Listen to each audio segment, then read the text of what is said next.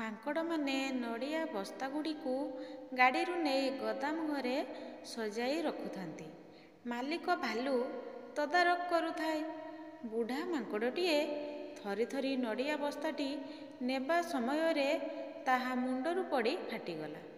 ବସ୍ତାର ସବୁ ନଡ଼ିଆ ଖେଳେଇ ହୋଇ ପଡ଼ିଗଲା। ଭାଲୁ ବୁଢ଼ା ମାଙ୍କଡ଼କୁ ବିଶ୍ରାମ ନେବାକୁ କହିଲା। ତାପରେ ଅନ୍ୟ ମାଙ୍କଡ଼ମାନଙ୍କୁ କହିଲା, ପ୍ରତ୍ୟେକ ବସ୍ତାରେ 100ଟି ଲେଖାଏଁ ନଡ଼ିଆ ଅଛି।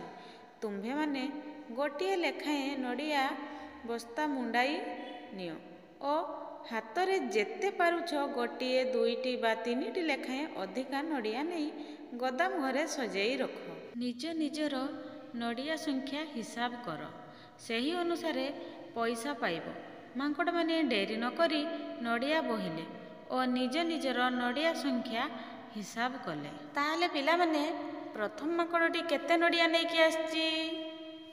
ବସ୍ତାରେ ଅଛି 100, ଆଉ ସିଏ ହାତରେ ଧରିକି ଆସିଛି 1।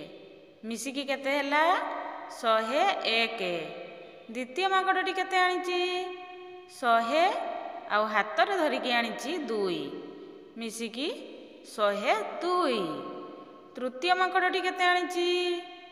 100 ଆଉ ହାତରେ ଧରିକି ଆଣିଛି 3। 103। ଏବେ ଦେଖିବା ପଞ୍ଚମ ମାଙ୍କଡ଼ଟି କେତୋଟି ନଡ଼ିଆ ଆଣିଛି?